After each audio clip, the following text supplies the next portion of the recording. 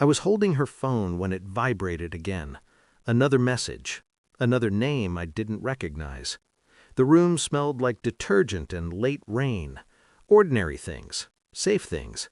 She was in the shower, humming, careless, trusting me with the device she had already surrendered without knowing it. I told myself it was nothing. I always told myself that. The screen lit up, a preview line. 3 words burned brighter than the rest. I miss last night. My pulse didn't spike. That scared me more than rage ever could.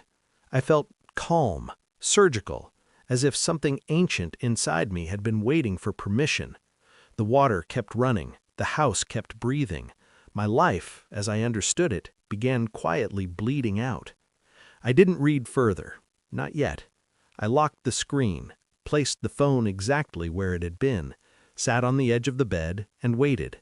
When she came out, wrapped in steam and innocence, she smiled at me. "Everything okay?" I smiled back. "Yeah," I said. And just like that, something inside me stepped back and started watching.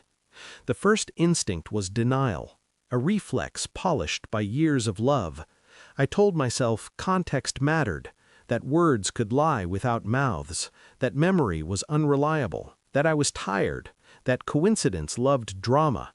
She kissed my cheek while reaching for her phone. Casual, practiced. I watched her thumb hover, then still. A microsecond too long. I saw it. She knew. Dinner tasted like cardboard. Conversation became a script I'd memorized years ago. She spoke. I responded. We performed normality with award-winning precision. That night, she turned away from me in bed. Not dramatically, just enough. I stared at the ceiling and replayed the message until it lost language and became sound, a dull echo, a warning tone. Her behavior had shifted months ago. Late meetings, password changes, laughter that didn't ask for my participation anymore.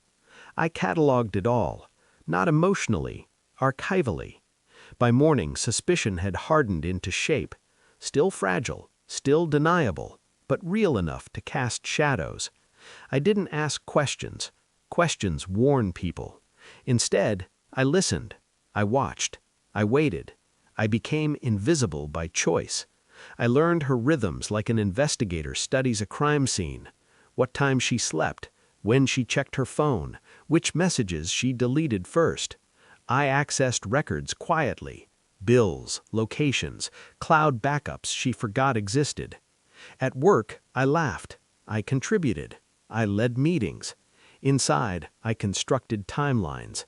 There was a name, then an address, then a pattern too precise to be accidental. I never followed her. I didn't need to. Technology is loyal when people aren't. Every discovery landed without explosion. Just wait. Each fact another stone sinking into me, pressing everything softer out of shape. At night, she slept easily. I didn't. I imagined confrontations and dismissed them. Emotion wastes leverage. I wanted clarity, not chaos, so I waited for confirmation that couldn't be argued with. Something permanent, something clean. When it arrived, it came without drama. An email, a folder, proof. I closed my laptop and felt nothing. That was when I knew I was ready. I asked her to sit with me the next evening. No accusation in my voice, no tremor. I placed my phone on the table and slid it toward her. Open, highlighted, undeniable. She stared, blinking hard. Her breath collapsed inward. "Explain," I said. She tried. Fragments, excuses, tears arriving late like actors missing their cue. I didn't interrupt. I didn't comfort. When she finished, I handed her one more thing, a printed timeline. Dates, messages, locations. Her hands shook. Mine didn't. The truth sat between us, fully exposed, stripped of narrative. Just fact. I told her I already knew when it started, that I'd watched her lie in real time, that every kindness since then had been intentional.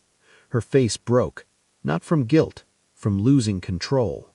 I stood, picked up my coat, paused at the door.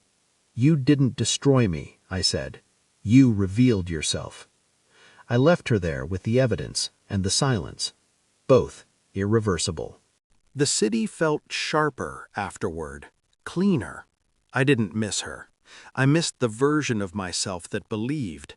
Betrayal doesn't shatter you, it clarifies.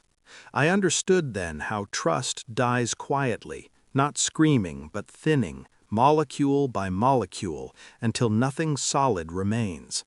Love doesn't end in fire, it ends in arithmetic. What was given versus what was stolen, what was said versus what was done. I reviewed myself with the same cruelty I gave her and found no lies left to expose. The anger cooled into something usable, something clean. Freedom is not forgiveness, it is the absence of needing answers. She would replay that moment forever, searching my face for mercy that never existed. I would sleep. That imbalance felt like justice. No applause followed, no witnesses arrived, no reconciliation was possible. The story closed without noise, exactly as it began, leaving only me, intact, carrying the silence like a weapon I no longer needed. It finally belonged to the past, sealed, useless, and powerless there. I walked forward without looking back, carrying only what survived the truth. And that was enough.